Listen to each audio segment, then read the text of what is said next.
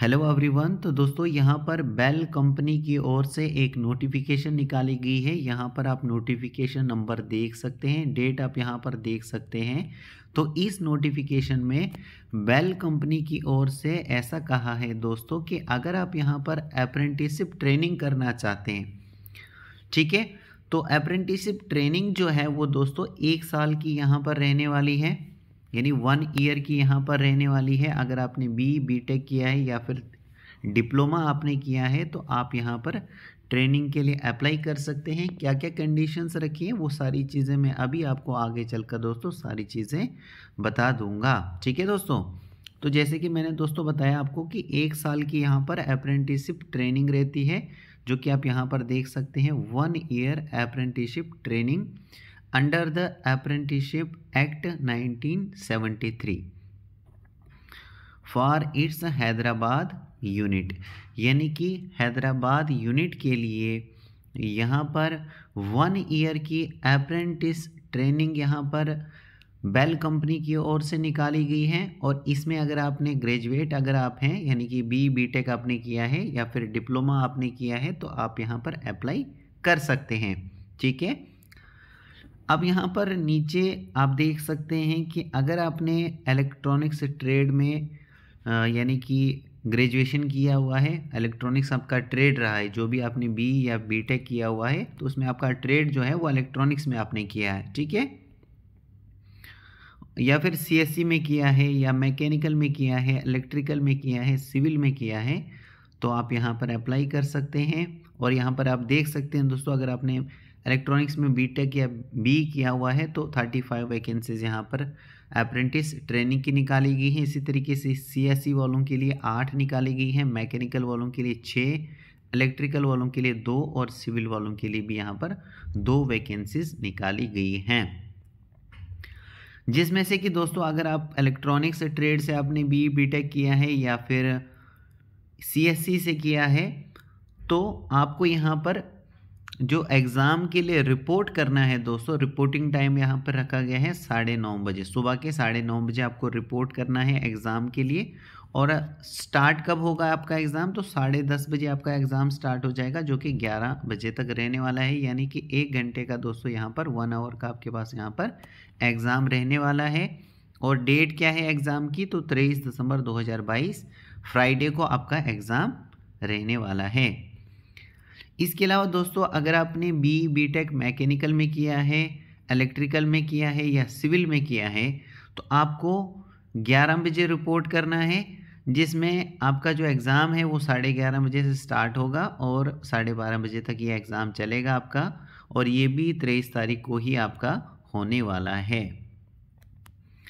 इसके अलावा दोस्तों मान लीजिए कि आपने डिप्लोमा किया है, तो डिप्लोमा अगर आपने इलेक्ट्रॉनिक्स में किया है, मैकेनिकल में किया है, सिविल में किया है या डीसीसीपी में किया हुआ है, तो आगे यहाँ पर आप वैकेंसीज देख सकते हैं। जैसे इलेक्ट्रॉनिक्स के लिए 14 वैकेंसीज निकाली गई हैं, मैकेनिकल वालों के लिए 13 वैकेंसीज निकाली गई हैं और सिविल वालों के लिए 2 रखी गई हैं और डीसीसीपी के लिए 2 वैकेंसीज यहाँ पर अप्रेंटिसशिप ट्रेनिंग की रखी गई है। और आपको यहाँ पर रिपोर्टिंग टाइम कहा गया है, आपको रिपोर्ट करना है 2 बजे, जबकि आपका जो एग्ज़ाम है दोस्तों वो 2:30 पे स्टार्ट हो जाएगा और ये 3:30 पे तक चलेगा, यानी कि 1 घंटे का ही ये एग्ज़ाम रहेगा। और इसके लिए भी यहाँ पर डेट सेम रखी गई है, 23 दिसंबर 2022 फ्राइडे को आपका ये एग्ज़ाम होने वाला है, ठीक है। थोड़ा सा हम नीचे स्क्रॉल करते हैं, नीचे स्क्रॉल होके कुछ और इम्पॉर्टेंट देख लेते हैं। जैसे कि दोस्तों यहाँ पर आप देख सकते हैं कि जो अप्रेंटिसशिप ट्रेनिंग की लोकेशन रहेगी, यानी कौन सी लोकेशन में आपकी ये ट्रेनिंग होने वाली है,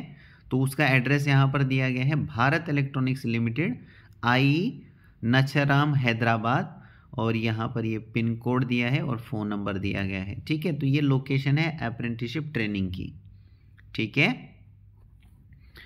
इसके अलावा दोस्तों यहाँ पर आप देख सकते हैं कि अगर आपने डिप्लोमा किया हुआ है और आप पास आउट हैं दोस्तों, या बीटेक आपने किया है लेकिन पास आउट जो है वो 2020 का होना चाहिए या 21 या फिर 22 का पास आउट होना चाहिए, ठीक है। यानी कि यही इन्होंने रखी कंडीशन यहाँ पे कि भाई जो भी यहाँ पर अप्लाई करेगा वो 2020 में पास होना चाहिए, उसका डिप्लोमा या डिग्री जो भी उसने की है, या फिर 2021 में अगर पास आउट आप हैं, या फिर 2022 में अगर आप पास आउट हैं तो यहाँ पर अप्लाई कर सकते हैं। ये एक कंडीशन रखी गई है। इसके अलावा दोस्तों अगर हम एज की बात करें तो एज यहाँ पर रखी गई है मिनिमम 18 साल और मैक्सिमम 25 साल, यानी 18 साल से लेकर 25 साल तक अगर आपकी एज आती है आप यहाँ पर अप्लाई कर सकते हैं। और साथ ही साथ मान लीजिए आप दोस्तों किसी कैटेगरी से आते हैं, SC ST कैटेगरी से आते हैं तो 5 साल की आपको एज में रिलैक्सेशन मिल जाता है, छूट मिल जाती है। OBC कैटेगरी से आते हैं तो 3 साल का आपको यहाँ पर एज में छूट मिल जाती है। और PWBD कैटेगरी से आते हैं तो 10 साल की आपको यहाँ पर एज में रिलैक्सेशन मिल जाता है।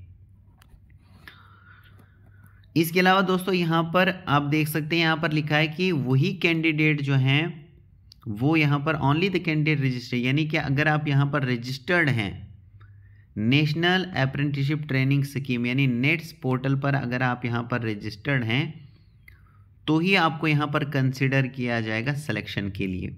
यानी 1 ईयर की जो यहाँ पर ट्रेनिंग होने वाली है बेल कंपनी की ओर से, तो आपको तभी यहाँ पर कंसिडर किया जाएगा जब आप यहाँ पर नेट्स पोर्टल पर जो है रजिस्टर्ड कराएंगे। तो कैसे आपको रजिस्टर कराना है नेट्स पोर्टल पर, तो आपको जाना पड़ेगा www.mhrd.nets.gov.in। तो इस पर जाने के बाद आपको लॉगिन करना है सबसे पहले इस पर, फिर आपको आगे एनरोल करके लिखा आएगा, उस एनरोल पे आपने क्लिक करना है। ठीक है, जैसे आप यहाँ पर एनरोल पे क्लिक करेंगे फिर आपको अपनी पर्सनल डिटेल्स जैसे कि आपका नाम वगैरह, ठीक है, फादर्स नेम, मदर्स नेम, ये सारी पर्सनल डिटेल्स आपको डालनी है। फिर आपको क्वालिफ़िकेशन की डिटेल्स डालनी है और अपलोड करना है फ़ोटो, सिग्नेचर और एजुकेशन डॉक्यूमेंट्स वगैरह जो भी वहाँ पर दिखाएगा दोस्तों, आपको वो अपलोड करने हैं। ठीक है, उसके बाद सबमिट पे आपने क्लिक करना है।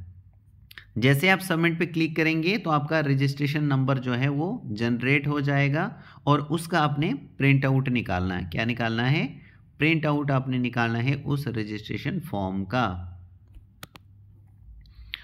ठीक है दोस्तों, थोड़ा सा हम नीचे स्क्रॉल करते हैं।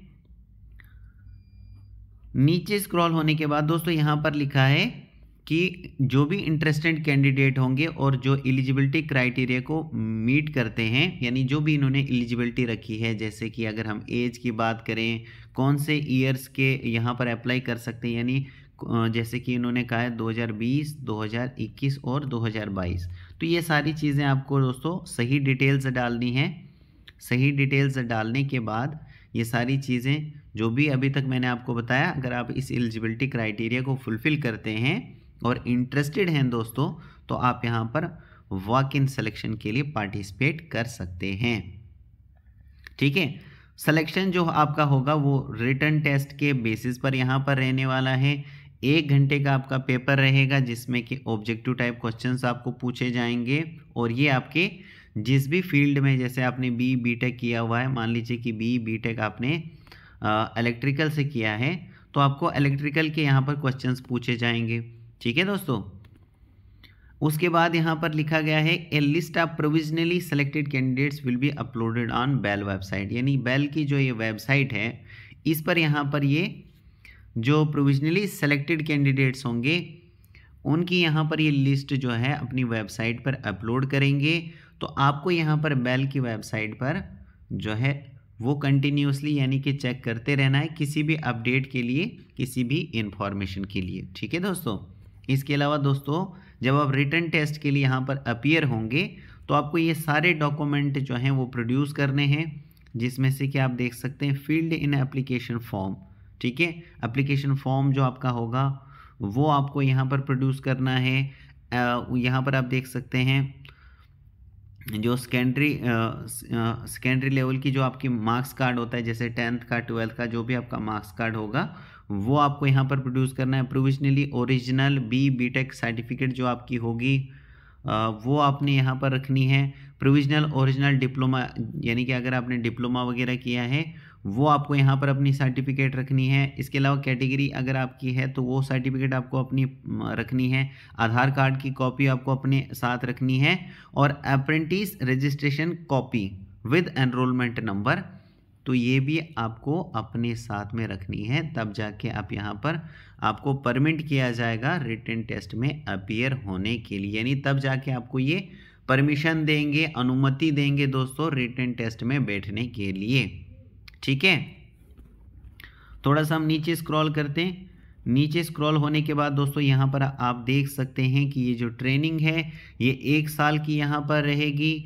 इसके अलावा दोस्तों अगर आप यहाँ पर सिलेक्शन के लिए मान लीजिए अटेंड करते हैं तो आपको यहाँ पर कोई भी ट्रैवल अलाउंसेस वगैरह नहीं दिया जाएगा। और अगर आप सेलेक्ट होते हैं दोस्तों और आपने बीटेक किया हुआ है तो आपको यहाँ पर 11,110 रुपये पर मंथ दिया जाएगा स्टाइफंड के तौर पर। और अगर आपने डिप्लोमा किया हुआ है और आप सेलेक्ट होते हैं तो आपको यहाँ पर मंथ जो है 10,400 रुपया दिया जाएगा, और वो भी यहाँ पर स्टाइफंड के तौर पर। ठीक है दोस्तों, तो मैं होप करता हूँ दोस्तों कि आपको ये सारी चीज़ें क्लियर हो चुकी होंगी। So thank you very much.